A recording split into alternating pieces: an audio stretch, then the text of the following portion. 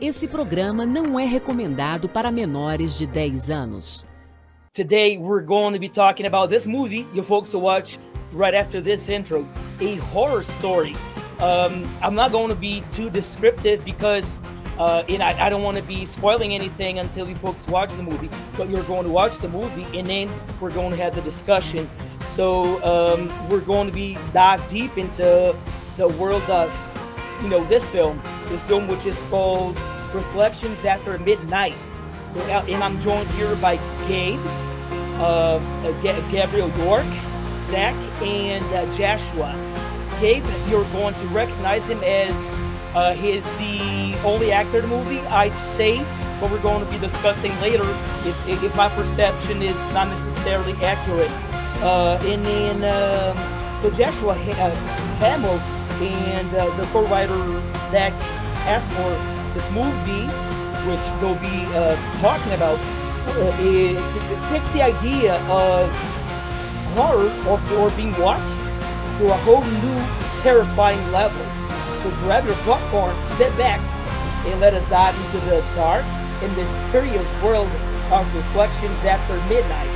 So be aware, we're always watching.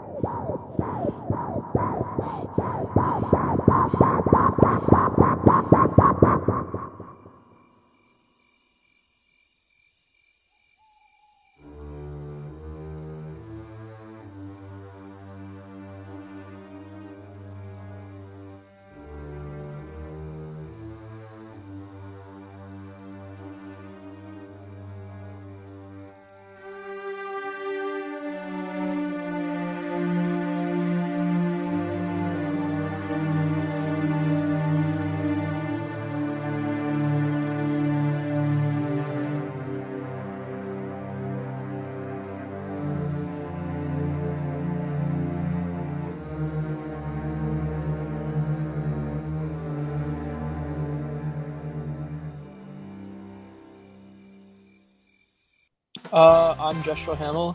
I'm the director, co-writer, and editor for the film. I'm Zach. I'm the writer for the film.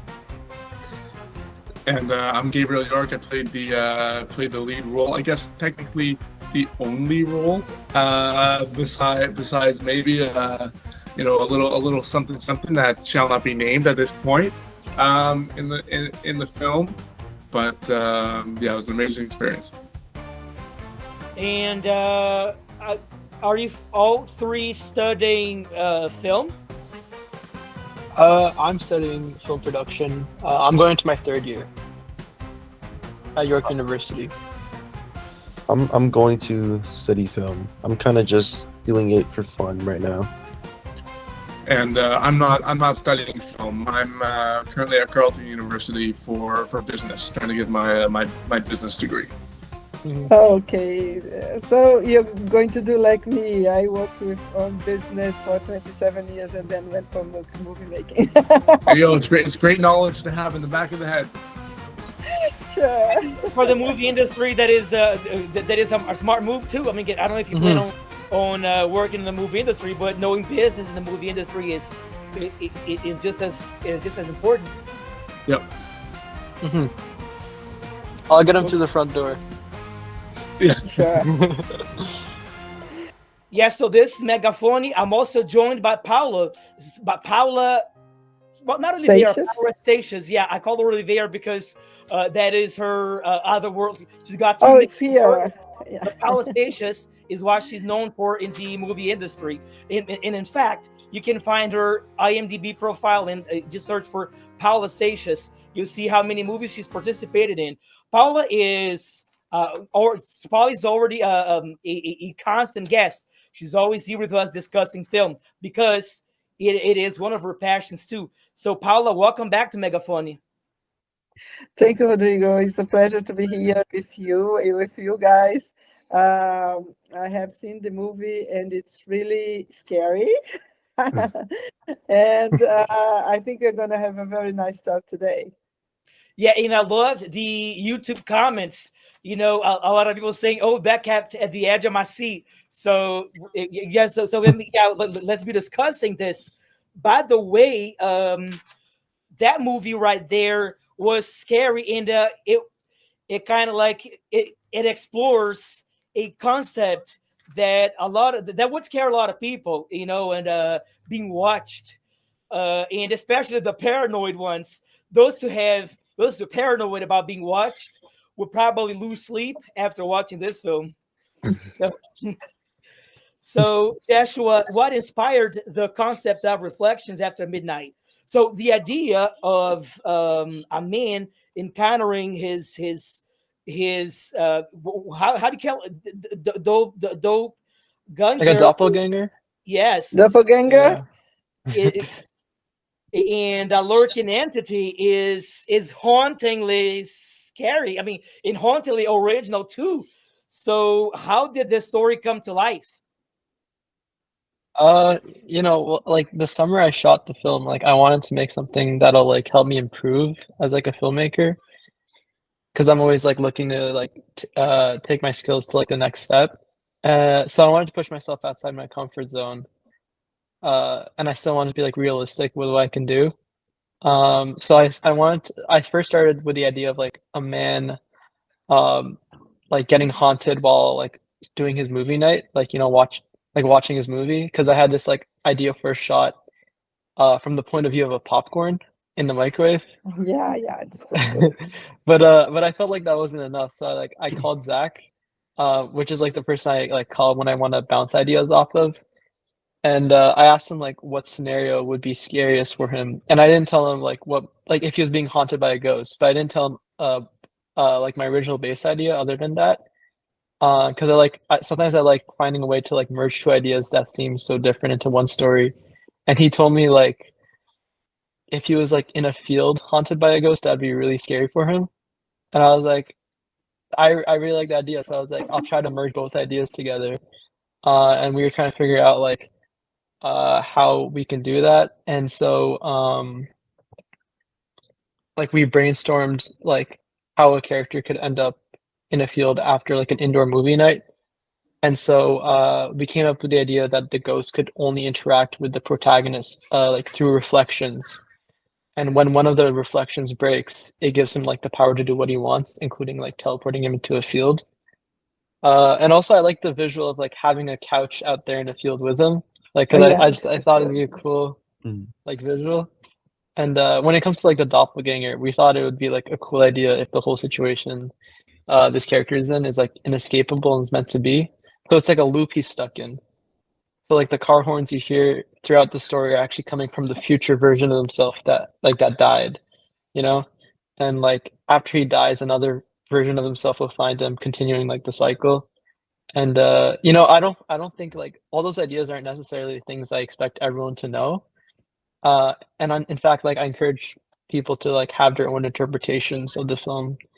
But yeah, that's kind of what I was going for. And yeah, that's also why like the first time you hear the car horn is when he breaks the his phone, because like that's when he can have the power to like hurt you know the victim of the film. Yes, and so then in that case, you've explored two different, not only two, but you've incorporated many elements that are inherently scary. Reflection in the mirror. You mean that that is as a horror film is horrifying to see a ghost in the mirror. Like when I was little, whenever I watched a horror movie, I'd stay away from mirrors for about a week or so. Mhm. me too. Yeah, so I'd say even those movies that didn't necessarily showcase any monster in the mirror. I still avoid mirrors after watching a movie because just imagining seeing something in the mirror that wasn't supposed to be there was scary enough. In the beginning shot, I mean, yeah, one of the beginning shots where he goes to the bathroom, and Mhm. Oh there yeah, itself, that was a masterpiece. I think yeah. you guys nailed that scene. That scene Yeah, for Gabe did me a good was one job. of the best in the movie when you wash your face and you see that the reflection is different. I say, oh, this is going to be good. Yeah, I absolutely love filming that scene because it was just like because being filming it is one thing, and you kind of you're told what it's going to look like, but then when Jess put it all together at the Yeah, end, it was just like the cherry on top. It was a yeah, great scene to watch back after filming it. yeah, yeah.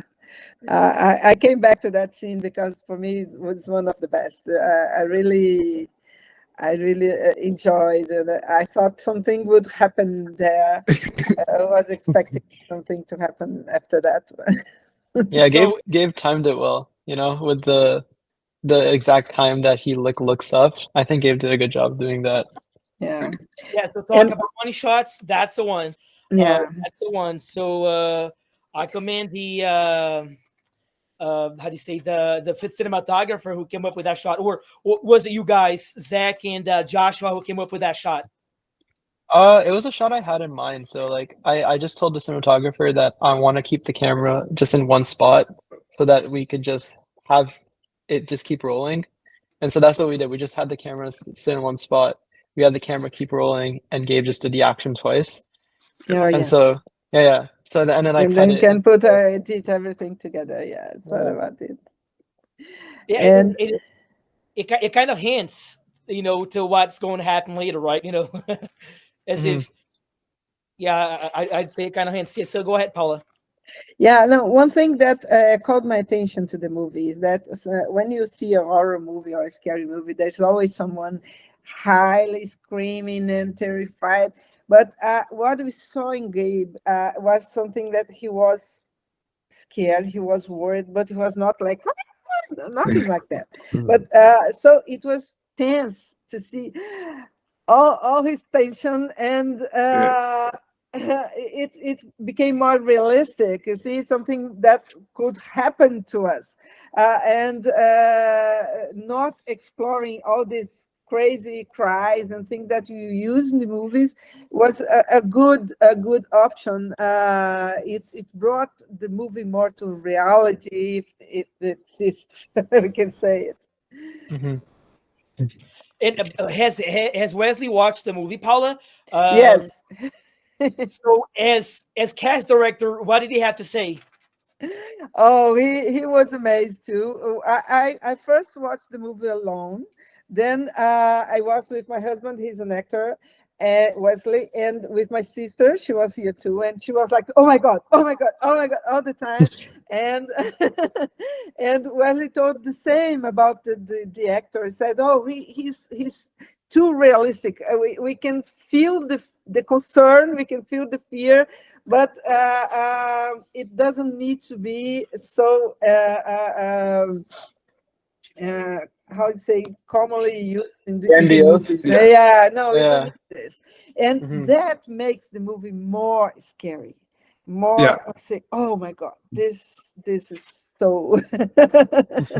I so feel like in possible the to movie, happen at to least me. in that situation, less is more as far as Yes, the yes. horror goes.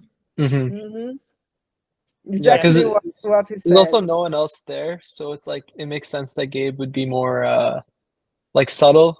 Because like if other people were there, he'd probably maybe like up his reaction a bit more. But since he's by himself, it's like there's no one there to help him, you know. So mhm. Sure.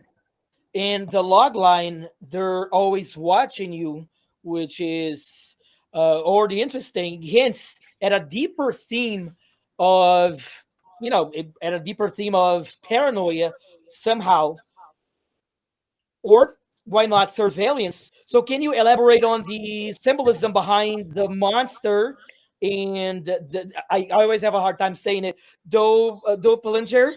What message do you Doppelganger. hope viewers? Yeah, so what message do you hope viewers take away from this? What is the takeaway the viewers should have, or do you expect? You said earlier that you like viewers to take their own interpretation, and that makes it interesting Mhm. because it keeps the debate going, like The Shining, like The Yeah. Shining. You know what I'm saying? Uh, it is all open for debate. So, I mean, but anyway, did you have anything in mind that you'd like to share with us?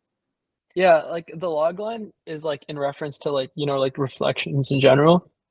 You know, like they're everywhere. Like they're like always watching you. Like whether it's like whether you realize it or not, it's like reflections you encounter them daily, like in mirrors or windows, like electronic screens, even like in nature, like with like water or like the eyes of like an animal or like people, you know like you can't really escape it, which ties into like the film's exploration of like paranoia and stuff.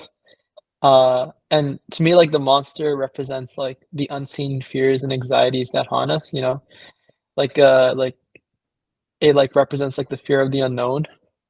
And for the doppelganger, like to me, it's just like a part of the cycle this character's trapped in, Like it represents like the hopelessness of the situation. Like no matter what he does, like he's destined to end up like that future version of himself, you Fate, know? yeah. Yeah, exactly.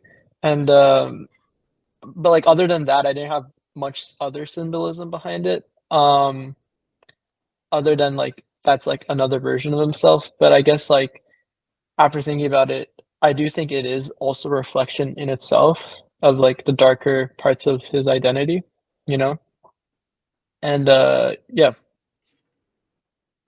And I'd say the mirror shot at the beginning hints at that too. Mhm. That mirror shot right there. Again, Gabe did a good job, an amazing job at that scene. The- So congratulations Yeah. again. So, what were some of the biggest challenges you guys faced during the production, especially in creating the eerie atmosphere and the tension that seems to be at the heart of the film? And was the dark background, and because like you don't see much of the house, you Mhm. basically only see the actor's face, for the most part you don't see much of the background. So was that on purpose, or was that because you guys didn't have enough light to illuminate the rest of the space, even though no, not necessarily all horror films will go for that look, but what was that, black background and showing only the individual? Was that the style that you folks went for in the cinematography? Yeah. So like want the reason why when he goes outside, the reason why I wanted it so that you don't see like the background. We tried specifically because every time we put the light, we could see all the leaves behind him. We didn't want that because then you won't know he's outside. It takes a little bit longer for you to realize he's outside. So we wanted Gabe to be lit up and the background to be dark so that when you zoom out, you realize, oh wait, he's outside, even though like the couch is there too and stuff like that. And like when it comes to like the hardest part of the production, I wouldn't even say it's like creating the eerie atmosphere and tension. I would say like most of the outdoor scenes were like really difficult to film. Mostly because like those were like the scenes where we shot the latest, and the locations we were filming at like had like a ton of mosquitoes. And I'll touch on Yeah, that we part. seen the Like, mosquitoes. The mosquitoes Yeah. were so bad. yeah. It was like I think it was like 2 or 3 in the morning, and we were in the middle of the woods filming these scenes. And Yeah. and every scene you did so many takes, and there was a lot of. I think we were doing makeup for about an hour, just standing out there in the middle. You brought a little chair, Yeah. so. Filming it was obviously one challenge, but like as far as like colors go and whatnot, making sure the lighting's great, that was one challenge in itself. But then aside from that, it was also just dealing with the elements of outdoors. We had to make sure it wasn't raining. We had to make sure that it was safe to do whatever. Running through the woods, you get cut up a little bit, but no, I'd say definitely like the mosquitoes and the bugs were definitely a challenge we didn't expect to face, but ended up being one of the biggest challenges. Yeah, and even I was gonna say just like even carrying the couch after the field was a bit annoying too because it was kind of far from where we parked. So yeah, like that was the hard part during the production. But there's also some post-production stuff. For me, the hardest part was the post-production, but that's just because like I had to edit the film while going through school, and also we didn't shoot any sound during the film. So I had to make all You have the to do all sounds. the follies. No, but that's Yeah, all that's the how you foley. do, but that's exactly how you Yeah. do. You always do sound in post production. That's how it is supposed to be done. You don't. It's a great thing that you in for that you hired somebody to do the sound design, because then it created the atmosphere. And by the way, the beginning was interesting also because in the beginning it's like if you could hear the sounds that were the sounds were eerie at the beginning, like when he opens the fridge, and that hearing that all that sound kind of like gave you that eerie sensation, if you know what I mean. So it was actually a good thing that you didn't film, that you didn't record sound when you were filming, because movies are supposed to have foley afterwards. I even like for the foley, I I did all the foley for like the indoor shots and all the way till like he starts running. But the running, I was like, I can't do all of that running, so I hired someone to do the running parts. But like even for like the indoor scenes, I had to pretend I was Gabe and I was eating popcorn to do the sounds. And like even like when he's like opening the bag of popcorn with his teeth, I had to do that and stuff, and then like throw it on the counter and then like have it drop and stuff. So all of that I had to create by myself, and it was so annoying timing the footsteps too. So I was like, I can't do the running footsteps. I had to get someone else to do that. So one thing that I have noticed in this running scene is that the camera was so it was not shaking. We could see that someone was following you filming, but how did you keep the camera steady without shaking, without seeing the steps of the person? We were talking like, oh, he was on a bicycle. No, he wasn't on a car. How did you do that? It was really chaotic. So basically, I had the cinematographer was filming it, and I had to add a light, and I was shining it below his feet so that, but not in the frame of the camera. And he was chasing Gabe, and I was holding him so that he doesn't fall over and trip. So we were both running after together. Gabe. Yeah, and then Wow. same going backwards. I was Yeah. running backwards, holding my cinematographer, while Gabe was running towards us, and it was just it was really chaotic. And there was even like lights in the background that I had to edit frame by frame out because they and it was really annoying to do. It was like, but yeah, it ended up turning out pretty fun. Like it was fun. Yeah, Gabe yeah. even I was curious about that because it's not easy to run after someone and do not shake. yeah, I Yeah. And know. we could not see, we did not see the camera shaking. Yeah, It was very good. that was my cinematographer Kareem. And the even like It's earlier good. in the scene where it's like a POV shot, he's Mm-hmm. standing Okay. on the couch while With Oh Gabe with his yeah. is like, camera like here. Yeah, yeah, yeah, with right camera there. like this, I could imagine. Yeah, and Gabe had to like pretend to move normally. It was funny. And also the idea of showing that he was outside with the grass in the ground, I found it fantastic. It was a good idea, very different. Normally people would show the outside first, but when he put the light on the ground, I thought wow, what's happening? Because you could see the sofa and then saw the grass, and then you get to, what is here? Something like this. It was Hmm. really good. Thank you. Now, uh, Yeah. so this question is now to the writers, Zach and Joshua. So Joshua and Zach, you two wrote the film, and how did your collaboration work during the writing process?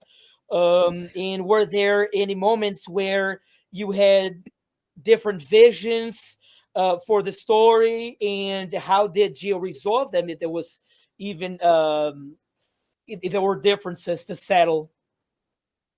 Uh, yeah, like Zach and I, like we've known each other since we were like 3. So like we've always gotten together really well. And so like the long history like makes us feel very comfortable around each other. And I think that's like crucial to like the writing process. Mhm. And like honestly, like I don't feel much judgment around Zach. And if I need someone to call for like to bounce ideas off of, he's always like the first person I call.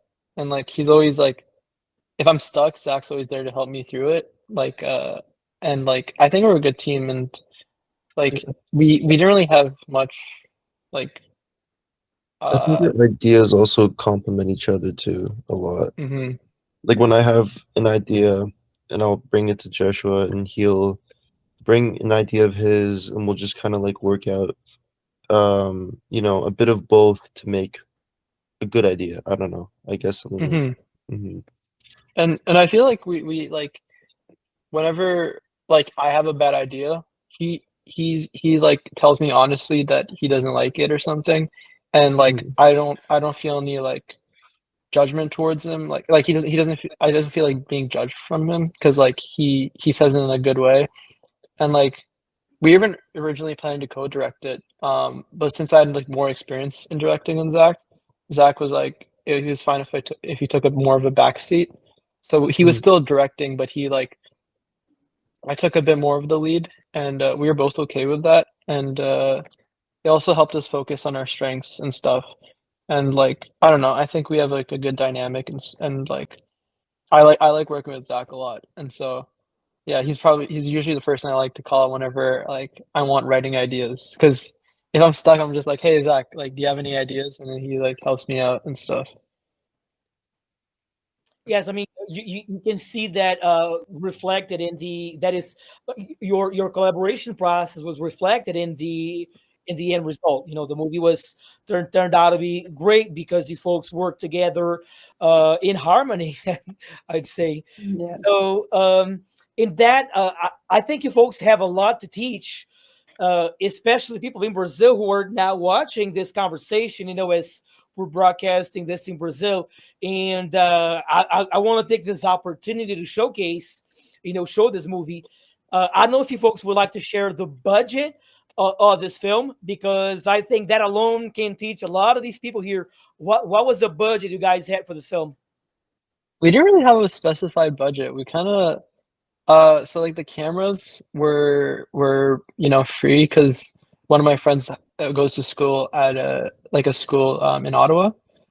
So we got the cameras for free, which were actually really good cameras. I was just gonna use my regular camera, but then my friend was like, I could get these cameras for free, and they're a better quality than mine. So I was like, yeah, sure, that's cool. So we had free cameras. We had same with like the lighting equipment and stuff. And then the only thing we had to buy is probably gas for to get to locations, and the makeup for Gabe and the Yeah. other actor Gabe. So yeah, so we we only had to buy like makeup and like gas really. So yeah. Okay.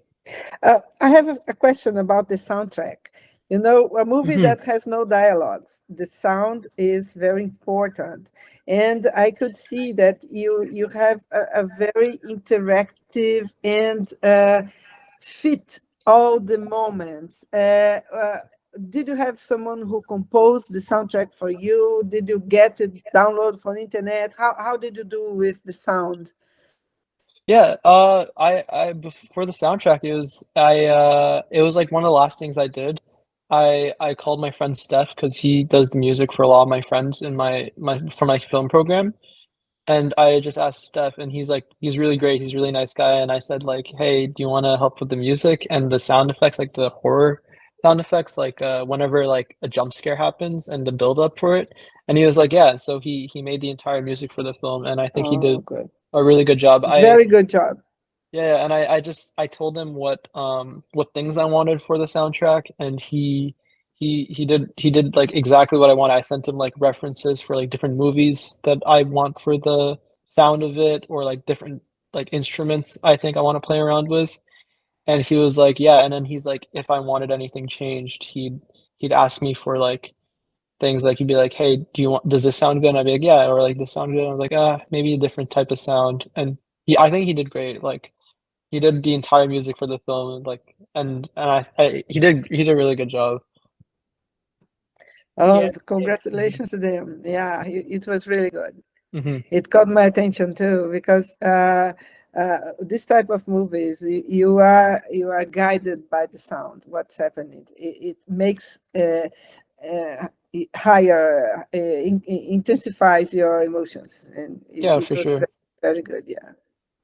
Yeah, so in that case, the movie is 100% sound and image driven. Without sound Yeah. and Sure.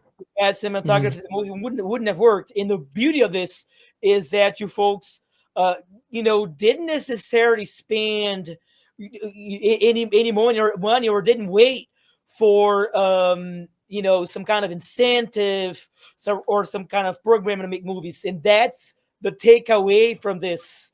That's a Yeah. takeaway I want the Brazilian audience to have, especially you Brazilian filmmaker who keeps waiting for government, for the government, or for the for some kind of institution to give you money to finance a movie.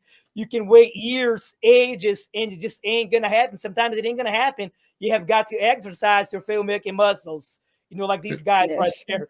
You have got to exercise your filmmaking muscles. So I mean, to me, that is the biggest takeaway in this whole in this film, which turned out to be great. It is a masterpiece when it comes to acting. So congratulations, Gab. The lighting was also very good. So good job Yes, on the the light is cinematography. fantastic. Yeah. So what is next for all of you? Like, are there any spoilers in the movie you guys are working on? And with this movie, which is, I'd say, quite a success, I think you guys have a lot of uh, audience members or YouTube viewers expecting movies from you. I'd say a lot of people will be excited for your next release. Hmm. Do one of you guys want to go first? I'll start it off. I'll start it Okay.